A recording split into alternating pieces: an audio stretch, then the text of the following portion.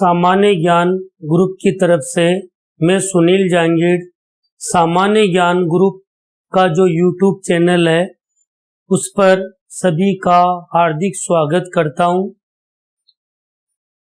अपन काफी दिनों से अपनी ऑनलाइन क्लास चल रही है।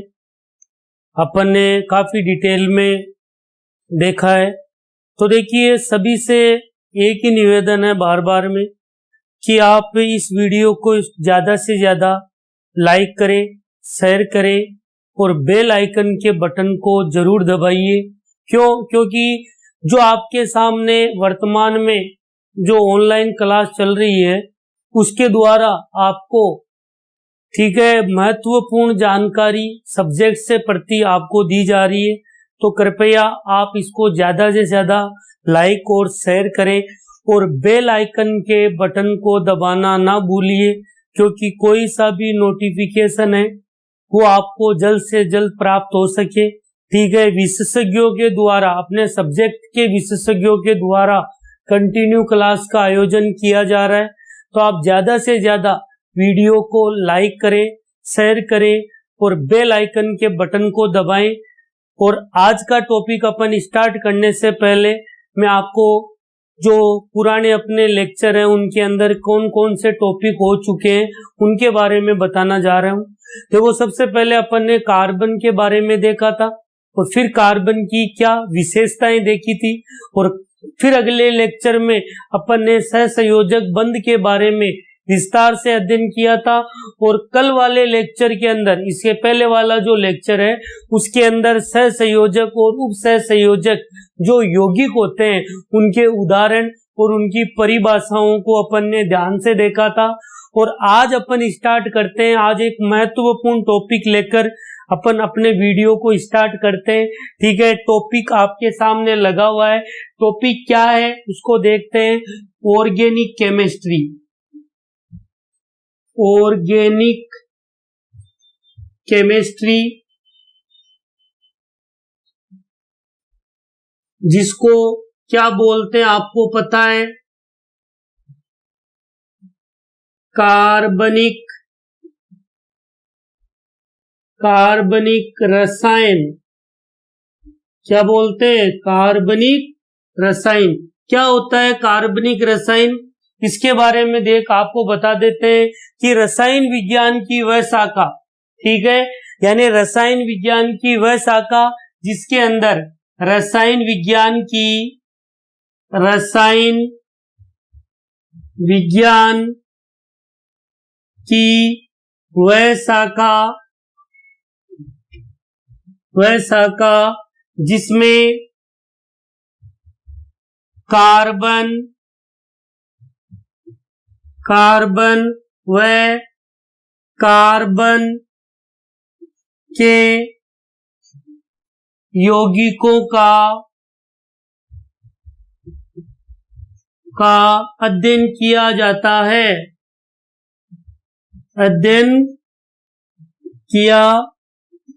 है। उसे कार्बनिक रसायन कहते हैं। वीडियो से समझ में आ रहा होगा। सभी स्टूडेंट कॉपी और पेन भी ले लीजिए साथ में। लाइव क्लास चल रही है। जो आपको चीज समझ में आ रही है वो आप राइट डाउन करते रहें और उसको समझते रहें। तो देखिए, रसायन विज्ञान की वह शाखा जिसमें कार्बन और कार्बन के यौगिकों का अध्ययन किया जाता है उसे अपन क्या बोलते हैं? कार्बनिक रसायन कहते हैं। ये तो इसकी क्या हो गई? परिभाषा हो गई। उसके बाद में देखिए ध्यान से, वही अपन पहले वाली बात कर रहे हैं। कार्बन को आपको पता है, मैंने पहले ही डिटेल में बता दिया था कि कार्बन का परमाणु, कार्बन को किससे प्रदर्शित किया जाता है? C से प्रदर्शित किया जाता है। ये ध्यान रखिए। कार्बन को C से प्रदर्शित किया जाता है। अगर आवर्त सारणी में देखते हैं तो ध्यान से देखिए, ये आपकी आवर्त सारणी है। ये आवर्त सारणी में इसका स्थान कहाँ है? ध्यान से देखिए, यहां से स्टार्ट करते हैं तो देखिए आपको पता है ये आपकी आवर्त सारणी है। आवर्त सारणी में इसकी पोजीशन देखते हैं कहां पर है, तो आपको पता है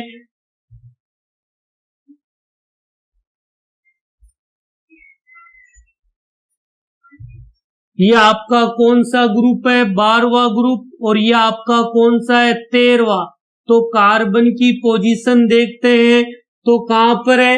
13वें ग्रुप के अंदर है। और आवर्त देखते हैं तो पहला और दूसरा, ये दूसरा क्योंकि पहला आवर्त आपका हाइड्रोजन का है तो ये दूसरा आवर्त है। तो आवर्त में देखते हैं तो आवर्त कौन सा है? दूसरा आवर्त है। तो यहाँ पे लिख देते हैं वर्ग कौन सा है? वर्ग आपका 13वां है। और आवर्त की बात करते हैं तो आवर्त आपका कौन सा है?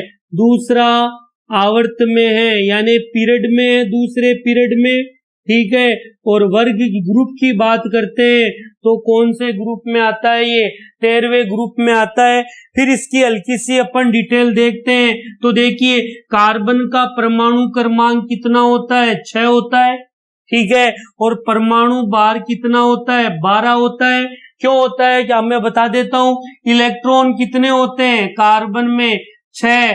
प्रोटॉन कितने होते हैं कार्बन में? 6। और न्यूट्रॉन कितने होते हैं कार्बन में? 6। तो देखिए द्रव्यमान संख्या जो आपकी 12 है, इस 12 को क्या बोला जाता है? द्रव्यमान संख्या बोला जाता है। द्रव्यमान संख्या किसका योग होती है? प्रोटॉन और आपका न्यूट्रॉन के योग को ही क्या बोला जाता है? द्रव्यमान संख्या बोला जाता है। क्या बोला जाता है? द्रव्यमान संख्या। प्रोटॉन प्लस न्यूट्रॉन की जो संख्या होती है वो क्या कहलाती है? द्रव्यमान संख्या कहलाती है। तो देखिए अगर इसमें आपको कुछ इंपॉर्टेंट लग रहा है तो आप इसको राइट डाउन कीजिए। फिर आगे देखते हैं अपन, ध्यान से देखिए आगे की क्लास में अपन पढ़ेंगे। ध्यान से देखिए, ध्यान से देखिए आगे की क्लास में अपन पढ़ेंगे कि क्या इंपॉर्टेंट है। तो देखिए ध्यान से, यहां समझ में आ गया कार्बन 6 और 12 ये परमाणु क्रमांक है और ये परमाणु भार है। ये इसका क्या हो गया? सिंबल हो गया।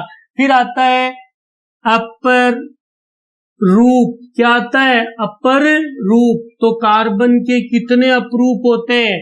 3 होते हैं। पहला आपका क्या होता है? हीरा, जिसको क्या बोलते हैं? डायमंड बोलते हैं, ठीक है। दूसरा आपका क्या होता है? Graphite, graphite. और तीसरा अपरूप क्या होता है? कार्बन 60 या फुलरीन, कार्बन 60 या फुलरीन। एक एक की बात कर लेते हैं। सबसे पहले हीरे की बात करता हूं आपके सामने। हीरा तो प्रकृति में सबसे ज्यादा कठोरतम जो पदार्थ है वो क्या होता है? हीरा होता है। बड़ी बड़ी चट्टानों को काटने में, कांच को काटने में किसको काम में लिया जाता है? हीरे को काम में लिया जाता है। हीरे की इस टाइप की स्ट्रक्चर बनती है, इस टाइप से ये हीरे की स्ट्रक्चर आगे बनती जाएगी, चतुष्फलकीय संरचना होती है, ठीक है। उसके बाद में ये विद्युत का क्या होता है? कुचालक होता है, ठीक है। तो ये हल्की सी जानकारी किससे संबंधित है? हीरे से संबंधित है। फिर उसके बाद ग्रेफाइट की बात करते हैं तो ग्रेफाइट का आपको पता है जो अपना कार्बन होता है, जैसे सीसा पेंसिल होती है उसके अंदर जो आपका ग्रे कलर का पाउडर होता है वो आपका क्या है? ग्रेफाइट है। इसी प्रकार जो पेंसिल सेल होता है उसके अंदर जो रोड होती है वो ग्रेफाइट की होती है। उस रोड को ही बोला जाता है इलेक्ट्रोड। क्या बोला जाता है? इलेक्ट्रोड, क्योंकि इसके द्वारा ही विद्युत का क्या किया जाता है? चालन किया जाता है। तो इसकी संरचना देखते हैं तो इस टाइप की होती है, परतदार संरचना होगी। क्या होगी? परतदार स्ट्रक्चर होती है। ये विद्युत का क्या होता है? सुचालक होता है। समझ में आ गया। उसके बाद में फुलरीन इसका क्या है, तीसरा अपरूप है। ठीक है, इसके अंदर ये भी विद्युत का क्या होगा, सुचालक होगा। ठीक है, और कार्बन जो 60 होता है वो सबसे ज्यादा इसका मोस्ट इंपोर्टेंट क्या होगा, अपरूप होता है। समझ में आ गया? तो ये कार्बन की क्या है, अपरूपता है। उसके बाद में आगे देखते हैं अपन क्या है इंपोर्टेंट इसके लिए। तो देखिए, एक आगे पढ़ते हैं कार्बन। तो कार्बन का मैंने आपको बताया था परमाणु क्रमांक 6 होता है। अगर इसके इलेक्ट्रॉनिक विन्यास की बात करते हैं तो 1s2 क्या होता है, 2s2 क्या होता है, 2p क्या होता है, 2 होता है। इसको कॉमन में ऐसे लिख सकते हैं 2 और 4। क्या लिख सकते हैं, 2 और 4, यानी बाह्यतम कोष आपका जो 4 इलेक्ट्रॉन होते हैं वो बाह्यतम कोष में इसके प्रेजेंट होते हैं और ये 4 इलेक्ट्रॉन इसके बाह्यतम कोष के कहलाते हैं। क्लियर है? मैंने आपको ये पहले जानकारी दी थी और ये वापस रिपीट करने का एक ही कारण था कि मैंने आपको बताया था कि जो कार्बन होता है वह ±4 संयोजकता दर्शाने का कारण क्या है, इसका कारण देखने के लिए अपन आगे बढ़ते हैं। कार्बन देखिए, कार्बन के बाह्यतम कोष में कितने, 2 और 4 है। अगर इलेक्ट्रॉन की बात करते हैं तो इलेक्ट्रॉन कितने होते हैं, 6 होते हैं। प्रोटॉन की बात करते हैं तो प्रोटॉन भी कितने होंगे, 6 होंगे। और न्यूट्रॉन की बात करते हैं तो न्यूट्रॉन भी कितने होंगे, इसके अंदर 6 होंगे। तो देखिए, इलेक्ट्रॉन 6, प्रोटॉन 6 और न्यूट्रॉन भी कितने होते हैं, 6 होते हैं। अब इसकी बात करते हैं तो ध्यान से देखिए, पहली चीज ध्यान से समझिए, इंपॉर्टेंट चीज है। 1 मिनट।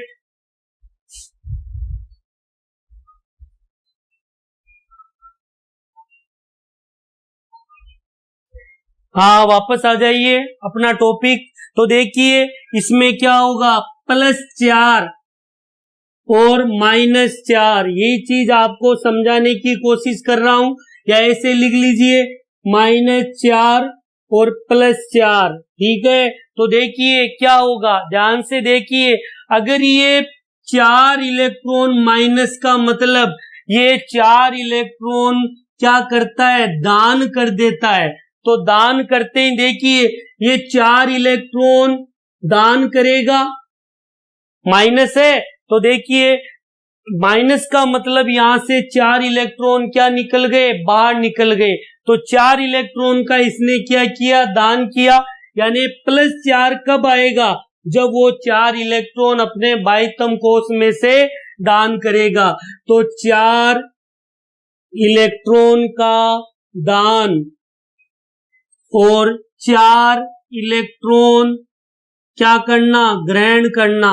तो 4 इलेक्ट्रॉन ग्रहण करते ही, ध्यान से देखिए, 4 इलेक्ट्रॉन ग्रहण करते ही इलेक्ट्रॉन की संख्या कितनी हो जाएगी, बताइए, 10 इलेक्ट्रॉन हो जाएंगे इसके बाह्यतम कोष में। प्रोटॉन तो वही रहेंगे, कितने, 6। ठीक है, यहां बात करते हैं तो 4 इलेक्ट्रॉन बाहर निकल जाएंगे। तो इलेक्ट्रॉन की संख्या कितनी रहेगी, 2, और प्रोटॉन की संख्या कितनी रहेगी, 6। ध्यान से देखिए, इसका कंसेप्ट आपको बताते हैं, क्या कंसेप्ट है।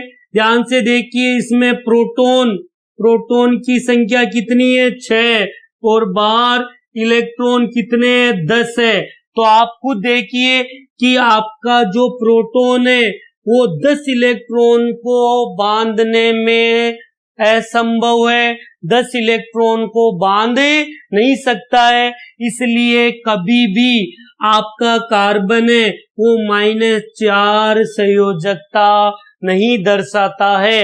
इधर आके देखिए क्या होगा, आपके सामने प्रोटॉन तो वही है, प्रोटॉन तो बाह्यतम कोष में कितने, 6, और इलेक्ट्रॉन कितने हो गए, 2 इलेक्ट्रॉन हो गए। तो ध्यान से देखिए, यहां पहले कितने थे, 6 थे, 6 में से 1 इलेक्ट्रॉन निकलेगा तो कितने हो गए, 5 हो गए। तो 5 इलेक्ट्रॉनों को 6 प्रोटॉन आसानी से बांधे हुए रखेगा। फिर देखिए क्या होगा, 4 हो जाएगा। 4 इलेक्ट्रॉन को 6 प्रोटॉन बहुत ज्यादा प्रबलता से अपनी ओर क्या करेगा, आकर्षित करेगा, फिर एनर्जी देंगे, इलेक्ट्रॉन क्या निकला, बाहर निकलेगा। अब देखिए 6 प्रोटॉन को 3 इलेक्ट्रॉन बड़े आसानी से बांधे हुए रखेंगे।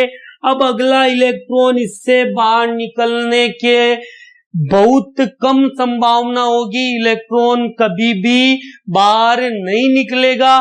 तो इसलिए कार्बन कभी भी +4 भी ऑक्सीकरण अवस्था या इसकी संयोजकता नहीं दर्शाता है। तो देखिए कार्बन करता क्या है, ये सबसे इंपॉर्टेंट है। तो कार्बन करता क्या है इसके बारे में अपन देखते हैं। तो कार्बन की किस प्रकार की प्रवृत्ति होगी, तो देखिए कार्बन ना तो इलेक्ट्रॉन को दान करेगा और ना ही इलेक्ट्रॉन को ग्रहण करेगा, वो इलेक्ट्रॉन की क्या करेगा, साझेदारी करेगा। देखिए कोई स्टूडेंट है, अगर मान लीजिए किसी के पास में रोटी है और किसी के पास में सब्जी है, अगर वो दोनों आपस में पास आ जाए तो बताइए वो दोनों आसानी से उस अपने खाने को खा सकते हैं, क्योंकि एक के पास सब्जी है दूसरे के पास में रोटी है। तो सेम यही कंडीशन करेगा कार्बन। कार्बन अपने इलेक्ट्रॉन की क्या करेगा, साझेदारी करेगा। तो ध्यान से देखिए ये कार्बन है, कार्बन आपके सामने ये कार्बन है। कार्बन के बाह्यतम कोश में कितने इलेक्ट्रॉन है, 4 इलेक्ट्रॉन है। 1 2 3, इसको और बड़ा बना देते हैं, बाह्यतम कोश में कितने इलेक्ट्रॉन है, 4। 1 2 3 4। यहाँ पे जो साझेदारी है वो किसके साथ में होगी, हाइड्रोजन के साथ में क्या करेगा, साझेदारी करेगा। तो देखिए हाइड्रोजन क्या है, अपना ऑर्बिटल पूरा करने के लिए अपना अष्टक, अष्टक का मतलब इसके बाह्यतम कोश में, अष्टक का मतलब ये होता है कि इसके बाह्यतम कोश में कितने इलेक्ट्रॉन होते हैं, 2 इलेक्ट्रॉन होते हैं। तो 1 इलेक्ट्रॉन तो इसके पास में, 1 इलेक्ट्रॉन की ये क्या करेगा, साझेदारी करेगा। ठीक है, तो 1 इलेक्ट्रॉन की ये साझेदारी करेगा। तो अपने पास में 1 इलेक्ट्रॉन है ये हाइड्रोजन का, ये आपस में। तो देखिए इन इलेक्ट्रॉनों को क्या बोलेंगे, साझेदारी। साझेदारी के इलेक्ट्रॉन क्या है, ये साझेदारी के इलेक्ट्रॉन। तो देखिए कितने इलेक्ट्रॉन है, 2 इलेक्ट्रॉन है। साझेदारी के कितने इलेक्ट्रॉन है, 2 इलेक्ट्रॉन। तो 2 इलेक्ट्रॉन आपस में मिलकर, 2 इलेक्ट्रॉन आपस में मिलकर एकल सहसंयोजी बंध का निर्माण करता है। ध्यान से देखिए इंपॉर्टेंट चीज है, 2 इलेक्ट्रॉन आपस में मिलकर एकल सहसंयोजी बंध का क्या करेगा, निर्माण करेगा। कमेंट बॉक्स में बताइए, आपको मैं एक क्वेश्चन पुट करता हूं, उसका जल्द से जल्द आप कमेंट बॉक्स में आंसर दीजिए। क्वेश्चन यही है कि कार्बन मैक्सिमम कितने सहसंयोजी बंध का निर्माण करता है। तो जल्दी से आप कमेंट बॉक्स में बताइए कि कितने सहसंयोजी बंध का निर्माण करेगा।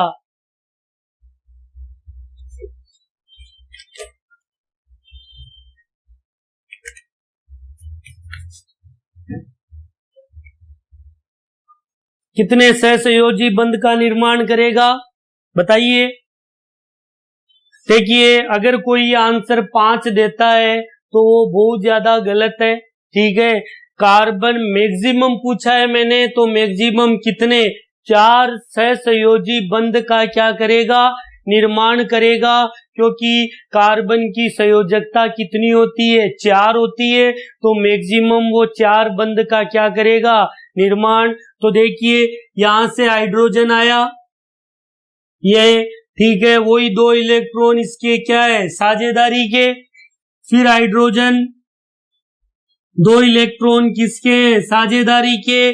फिर हाइड्रोजन 2 इलेक्ट्रॉन किसके, साझेदारी के। तो ध्यान से देखिए यहां इसको 1 इलेक्ट्रॉन, इसमें क्या होगा, ना तो 2 इलेक्ट्रॉन इस कार्बन के हैं और ना ही 2 इलेक्ट्रॉन इस हाइड्रोजन के हैं, ठीक है। यानी ना इलेक्ट्रॉन कार्बन के ना ही हाइड्रोजन के, इसको जरूरत होगी तो ये 2 इलेक्ट्रॉन ले लेगा और इसको जरूरत होगी तो ये इससे 1 इलेक्ट्रॉन लेगा, यानी आपस में क्या करेंगे, ये साझेदारी करेंगे। तो देखिए इस टाइप की ये स्ट्रक्चर बन जाएगी।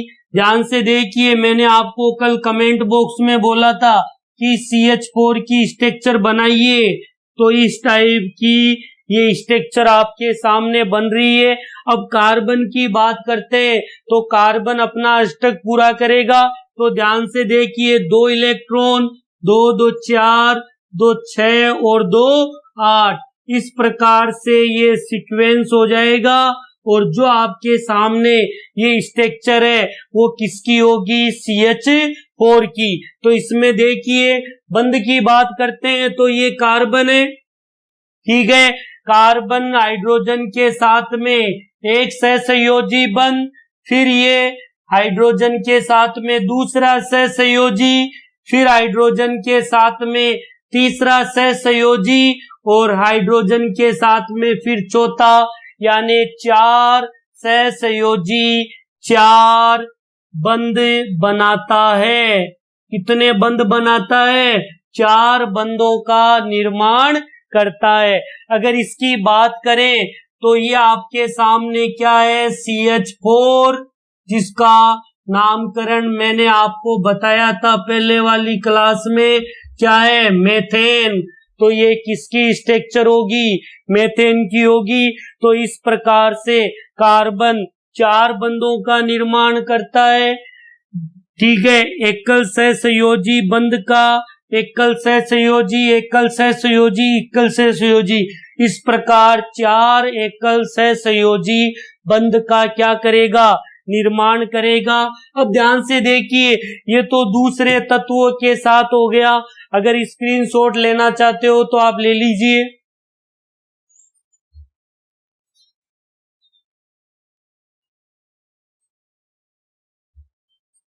ठीक है, बड़े आराम से वीडियो लेक्चर सुनते रहे।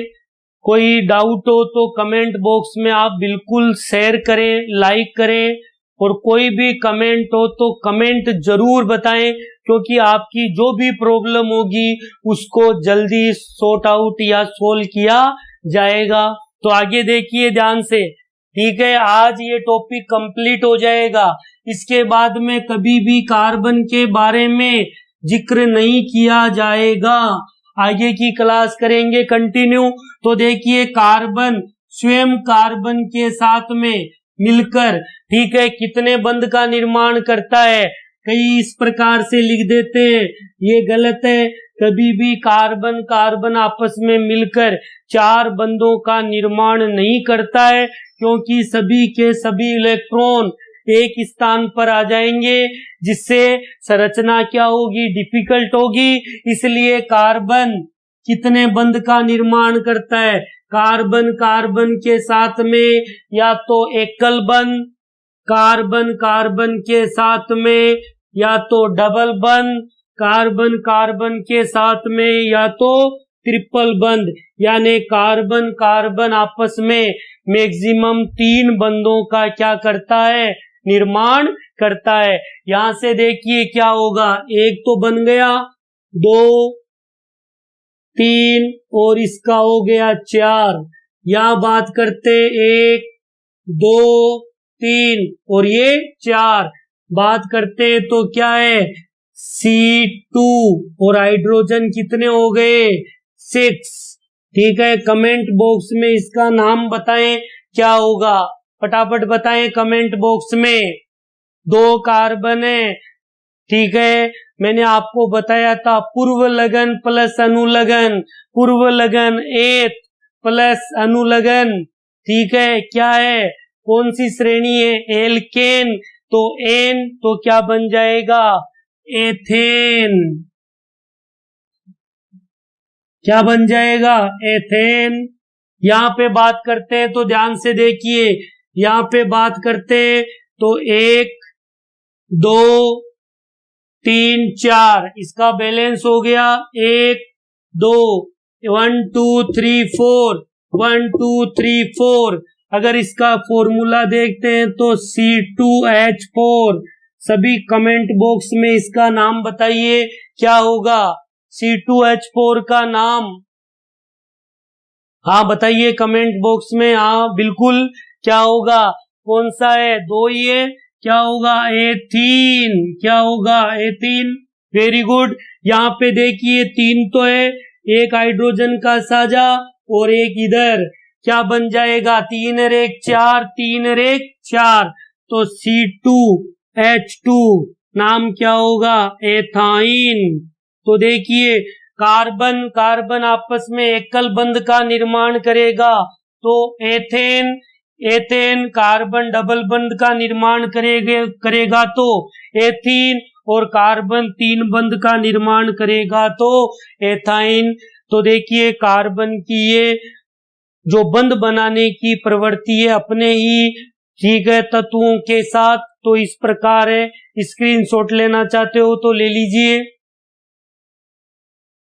तो देखिए वीडियो को ज्यादा से ज्यादा लाइक करें, शेयर करें, और कोई प्रॉब्लम हो तो आप बिल्कुल कमेंट बॉक्स में जरूर लिखिए। आज का टॉपिक अपना यही समाप्त होता है, और आगे के लेक्चर में अपन और इसको डिटेल में देखेंगे और अगला टॉपिक अपन लेंगे, ठीक है। तो जब तक आप बने रहिए और बाकी क्लासों को भी आप कंटिन्यू देखते रहिए, ठीक है। और एक निवेदन वापस है, आप वीडियो को ज्यादा से ज्यादा लाइक और शेयर कीजिए। धन्यवाद। ओके, धन्यवाद।